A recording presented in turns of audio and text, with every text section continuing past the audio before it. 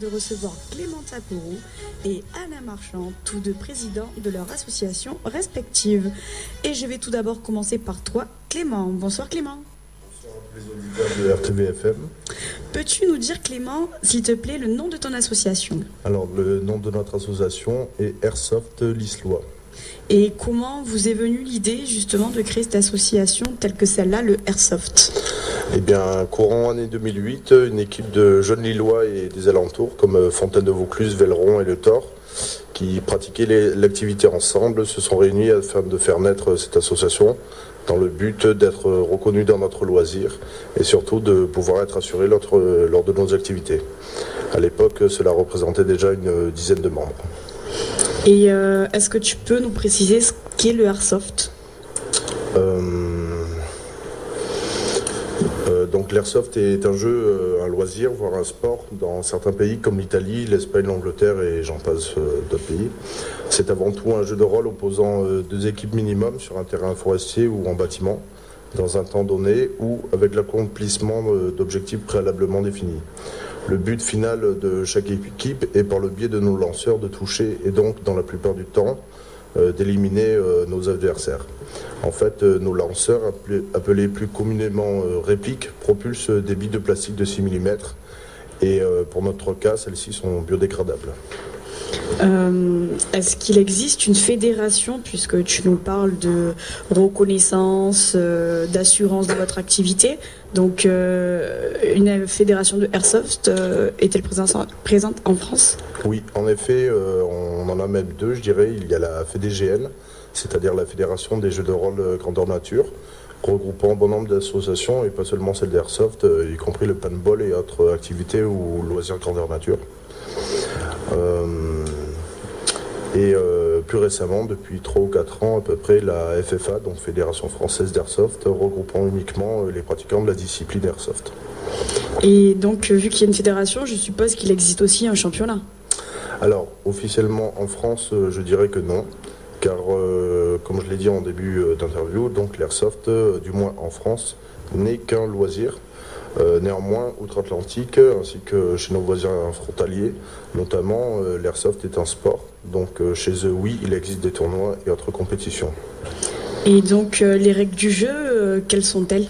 Alors, que ce soit en compétition hors France, bien sûr, ou en loisir, les règles du jeu sont quasiment les mêmes sur tout le globe. En effet, les règles du jeu étant de toucher, donc d'éliminer provisoirement ou définitivement en fonction des règles de la partie, son ou ses adversaires à l'aide de sa réplique. Une fois le joueur touché, celui-ci doit se déclarer out en criant bien fort de manière à ce que son adversaire ait bien entendu que celui-ci soit hors jeu. Et le joueur touché lève également un bras en l'air, signe visuel de son hors-jeu provisoire ou définitif. Notre loisir sportif étant basé essentiellement sur le fair play, étant donné qu'à la différence du paintball par exemple, nos billes à nous ne marquent pas les joueurs touchés par de la peinture. Au niveau des règles d'engagement en France, pour le moins, nous avons 3 catégories distinctes permettant un engagement plus ou moins près. Donc de 0 à 5 mètres, il est interdit de tirer. Les joueurs doivent déclarer vocalement out en maintenant en joue leur adversaire. De 5 mètres à 10 mètres, les joueurs utiliseront des répliques de poing style pistolet de faible puissance afin de ne pas blesser leur adversaire. À partir de 10 mètres, entrent en action les répliques automatiques du style M4, AK-47, tout ça, et autres propulsant des billes par rafale, à condition que celles-ci ne développent une puissance supérieure à 1 joule. À partir de 15 mètres, les répliques semi-automatiques entrent à leur tour en jeu.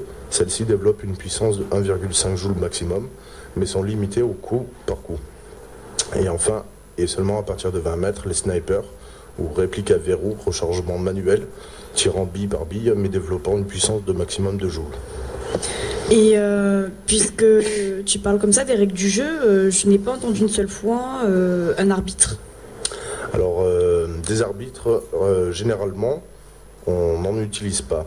Maintenant, vu la base qui est, c'est-à-dire le fair play, de plus en plus, et sur quasiment toutes les parties, on utilise une bonne paire d'arbitres, quoi, qui, eux, sont là justement pour veiller aux distances d'engagement de tous les joueurs et aussi au fair play de tous les joueurs, quoi.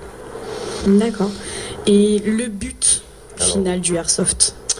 Le but du loisir est avant tout de se divertir et de passer une journée à se dépenser physiquement dans la bonne humeur. En jeu, le but étant de progresser vers son adversaire le plus discrètement possible, mais également sans se faire repérer à l'aide notamment de différents camouflages afin de toucher son adversaire le premier et ainsi remporter la victoire.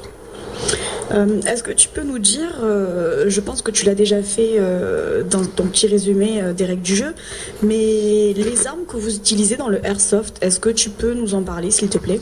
Alors bien sûr. Alors nos lanceurs ne sont pas des armes, mais des répliques d'armes. La nuance est très importante car une arme tue et une réplique, au mieux ou au pire, comme vous voudrez, ça pique seulement. En effet, nos répliques sont très réalistes et ressemblent de très près à leurs originaux. Celles-ci sont quasi réalistes pour un non-initié.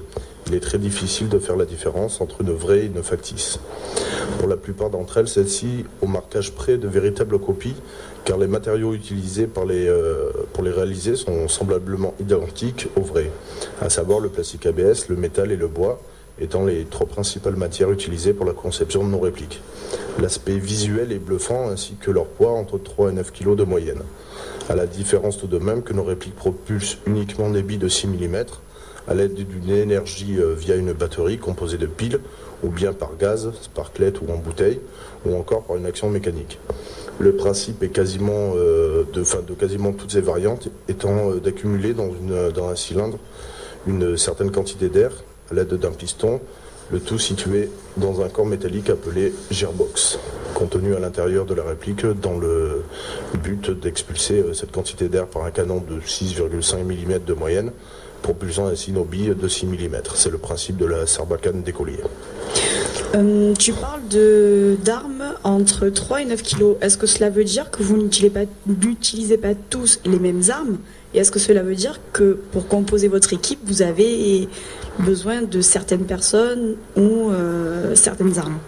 Alors, il faut bien rectifier, c'est pas arme et réellement réplique le mot, parce que les armes ça fait peur. Et oui, pour le coup, on n'utilise pas tous le même poids, on va dire, de réplique, parce que c'est vraiment des copies, pour le coup, d'armes réelles, donc le poids est différent en fonction de la réplique utilisée. Mais pour le coup, on n'est pas spécialement obligé d'avoir dans chaque équipe, on va dire, un sniper, un automitrailleur ou un coup par coup. Les équipes se forment d'elles-mêmes et en fonction des besoins et du style de jeu engagé, quoi. Très bien, je vois quand même que tu insistes sur réplique et armes, donc je vais essayer de ne plus faire l'erreur, puisque c'est vrai que armes, comme on le sait, ça tue. Vu ce que tu viens de nous dire, est-ce que ce sport est ouvert à tous, c'est-à-dire aux hommes bien entendu, mais également aux femmes? Alors oui, absolument. Hommes et femmes se retrouvent à jouer ensemble et la galanterie masculine des airsofters veut qu'en règle générale, la jambe féminine est choyée lors des parties de manière à ne pas trop bousculer celle-ci. Ah, vous faites quand même une différence entre féminin et masculin. Disons qu'en airsoft, la plupart du temps, il y a beaucoup d'hommes, très peu de femmes. Néanmoins, lorsque la jambe féminine est présente sur les parties, on fait attention à veiller à elle. D'accord. Donc cela veut dire aussi qu'une condition physique particulière est nécessaire? Non, pas pour autant. Et je veux dire, il n'y a pas de condition particulière, si ce n'est d'être physiquement apte à pratiquer une activité de plein air comme la randonnée. Vu que vous utilisez des répliques, et je souligne bien répliques, d'armes, faut-il être majeur pour pratiquer ce sport? Alors, oui et non. D'un plan légal et selon les puissances que nous utilisons, c'est-à-dire en moyenne de 1 joule jusqu'à 2 joules, la loi actuelle n'autorise pas les mineurs à posséder une réplique dont la puissance excéderait les 0,08 joules, soit en dessous donc des répliques de fêtes foraines. Donc au-dessous de cette puissance-là, donc, qui équivaut effectivement à une réplique de fête foraine, les mineurs sont tout à fait autorisés à jouer avec ce type de réplique ayant l'apparence d'une arme. Mais au-delà de cette puissance, donc de 0,08 joules, là on rentre dans un cadre plus sportif, dirons-nous, même si l'État ne reconnaît pas encore ce statut. Et à ce moment-là, oui, il est nécessaire du moins d'être majeur, quoi. D'accord. On va faire une courte page musicale avec Florian au platine et je te retrouve juste après.